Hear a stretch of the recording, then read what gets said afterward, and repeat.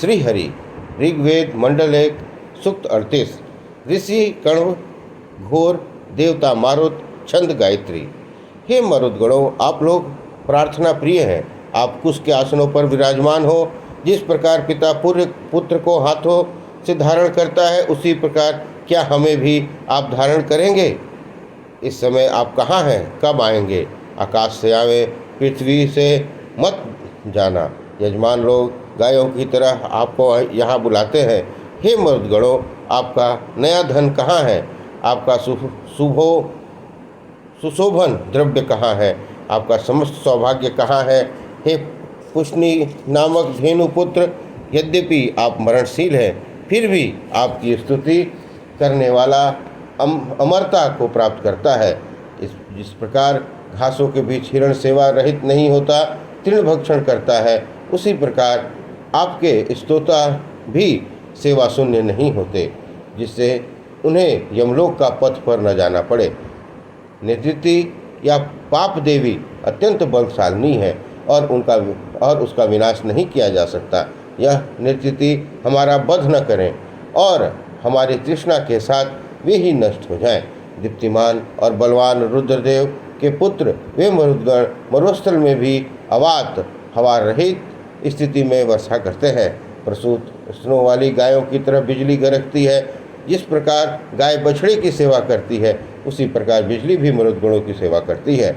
फलतः मरुदगण वृष्टि करते हैं। मरुदगण जलधारी मेघों द्वारा दिन में ही अंधकार कर पृथ्वी को भी जल से सींचते हैं। मरुदगणों की गर्जन से सभी पृथ्वी के गृह आदि चारों ओर कांपने लगते हैं। मनुष्य भी कंपायमान हो जाते हैं। हे मर्तो, बलशाली बाहुओं द्वारा विलक्षण कुल से संयुक्त नदी की भांति अबाध गति से गमन करें। हे मरुदगणों, आपके रथ बलवान घोड़ों, उत्तम धुरी और चंचल लगाम से भली भांति अलंकृत हों। हे ऋत्विकगण, ब्राह्मणस्पति या मारुदगण, अग्निदेव और सदृश मित्र भी प्रार्थना के लिए देवों के स्वरूप प्रकाशक वाक्यों द्वारा हमारे समक्ष होकर उनकी स्तुति करें। हे ऋतुगण, आपने मुख में से श्लोक रचना कर मेघ की तरह उस स्तोत्र श्लोक को विस्तृत करें। गायत्री छंद में रचे हुए काव्य का पाठ करें। हे ऋत्विकों, दीप्त स्तुति योग्य और अर्चना से संयुक्त मरुदगणों की वंदना करें। यहाँ हमारे पास इनका वास रहे। इस प्रकार सूक्त 38 हिंदी अनुवाद समाप्त हुआ। सूक्त 39। ऋषि कण्व, घोर, देवता मारुत, छंद बृहति। हे कंपनकारी मरुदगणों, जबकि दूर से आलोक की तरह आप अपने तेज को इस स्थान पर विकीर्ण करते हो, तब आप किसके यज्ञ द्वारा, किसके स्तोत्र द्वारा आकृष्ट होते हैं? किस उद्देश्य से आप कहाँ जाना चाहते हो, उस समय आपका क्या उद्देश्य होता है? हे मरुदगणों, शत्रु विनाश के लिए आपके हथियार स्थिर हो, साथ ही शत्रुओं को रोकने के लिए कठिन हो। आपका बल प्रार्थना से योग्य है। दुराचारी मनुष्यों को आगे न बढ़ाएं।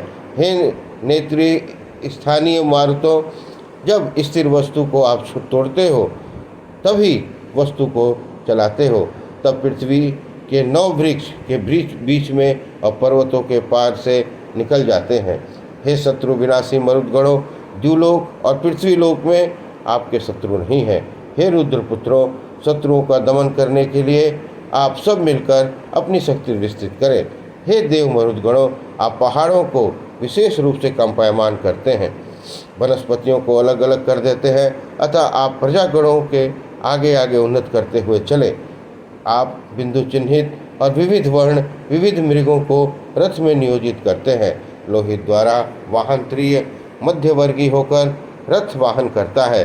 पृथ्वी ने आपका आगमन सुना है, इसलिए मनुष्य भयभीत है। हे रुद्रपुत्र मर्दों, पुत्र के लिए आपकी रक्षण शक्ति की हम शीघ्र प्रार्थना करते हैं। एक समय हमारी रक्षा के लिए आप जिस रूप से आए थे, उसी रूप में भीरु मेधावी यजमान के पास शीघ्र आवें। आपके या किसी अन्य मनुष्य के लिए उत्तेजित होकर जो कोई शत्रु हमारे सामने आवे, उसके भोजन और बल का अपहरण करें। अपने द्वारा दी गई सहायता भी उससे वापस ले लें। हे मरुदगण, आप सब प्रकार के यज्ञ के भोजन उत्कृष्ट ज्ञान के परिपूर्ण हैं। आपने कणों को धारण किया। जिस प्रकार बिजली वर्षा लाती है, उसी प्रकार आप भी अपनी समस्त रक्षण शक्ति के साथ हमारे पास आवे। सुशोभन दान से युक्त मरुदगण, आप समस्त तेज को धारण करें।